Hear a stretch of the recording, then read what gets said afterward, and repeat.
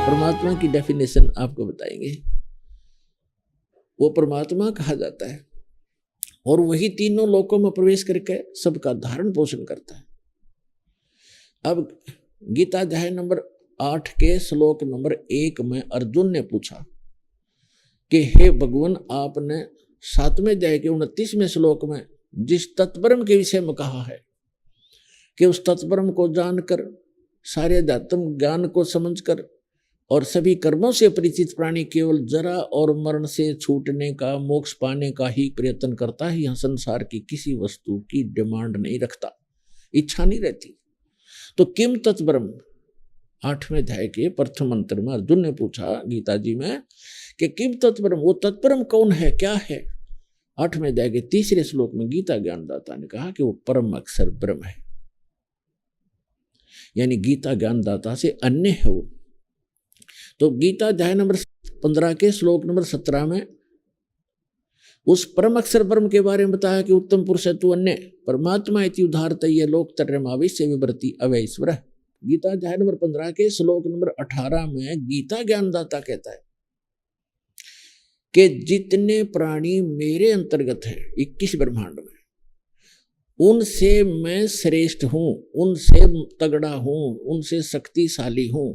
इसलिए मैं लोक और वेद में, लोक वेद में, लोक इस 21 ब्रह्मांड का भी एक लोक कहलाता, जैसे एक राज्य है, स्टेट, और पूरा भारत में 30 लगभग 29-32 राज्य हैं, ये सारा मिलाकर भी देश है।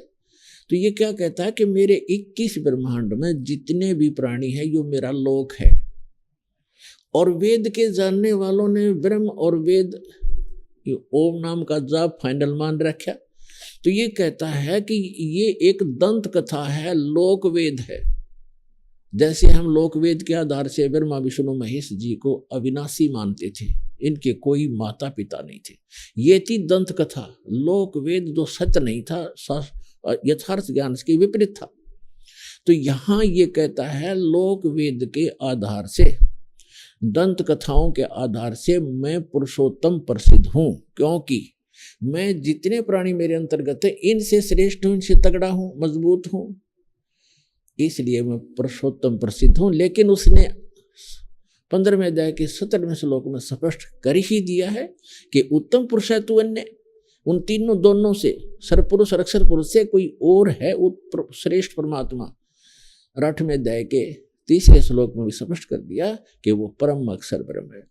और 18वें अध्याय के 62वें श्लोक में गीता ज्ञानदाता स्वयं कह ही रहा कि अर्जुन तू सर्वभाव से उस परमेश्वर की शरण में जा, उसकी कृपा से तू परम शांति को और सनातन परम धाम को प्राप्त होगा। और गीता अध्याय नंबर 2 के श्लोक नंबर 12 में, गीता अध्याय नंबर 4 के श्लोक नंबर 5 और 9 में, गीता अध्याय नंबर 10 के श्लोक नंबर 2 में ये स्वयं का स्वीकार करता है कि अर्जुन तेरे और मेरे बहुत जन्म हो चुके हैं। गीता ज्ञानदाता, तू नहीं जानता, मैं जानता हूं। और मेरी उत्पत्ति को ये देवता लोग भी नहीं जानते, क्योंकि ऋषि नहीं जानते, क्योंकि मेरे से उत्पन्न हुए। तो 21 ब्रह्मांड में जो भी प्रजा है ये सारी ब्रह्म से ही उत्पन्न हुई है।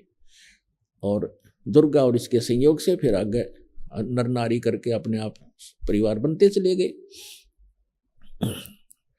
तो यहां जो प्रसंग चल रहा है कि ये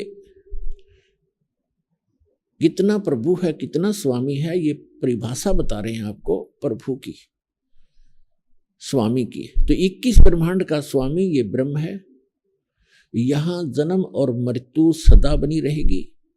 इसको श्राप लगा हुआ है 1 लाख मानव शरीरधारी प्राणियों का आहार करने का, जिसके लिए इसने व्यवस्था कर रखी है। जन्म और मृत्यु सदा रहेगी इसके लोक में। यहां से निकल जाएंगे उस परम पिता परमात्मा के बताए मार्ग अनुसार साधना करके, मर्यादा में रहते हुए हम यहाँ से निकल जाएंगे, तो फिर ऐसे स्थान पर चले जाएंगे जहाँ जन्म मृत्यु नहीं होती। यहाँ तो आपने जाना पड़ेगा। आप चाहे अपने आप को कितना ही व्यवस्थित मान रहे हो और कितना सुख मान रहे हो बेटे और बेटियों का, कार और कोठियों का, ये आपकी नहीं है। आपका कब समझ में आवेगी ये तो आपकी भक्ति और आपकी आस्था पर निर्भर करता है। ये स्थान आपका नहीं है।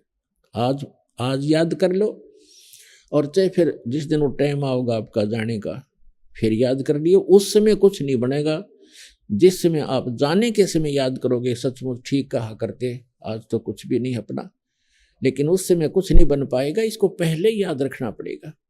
और ये सच्चाई है। सत्य को स्वीकार करने में हानि नहीं होती, लाभ ही होता है।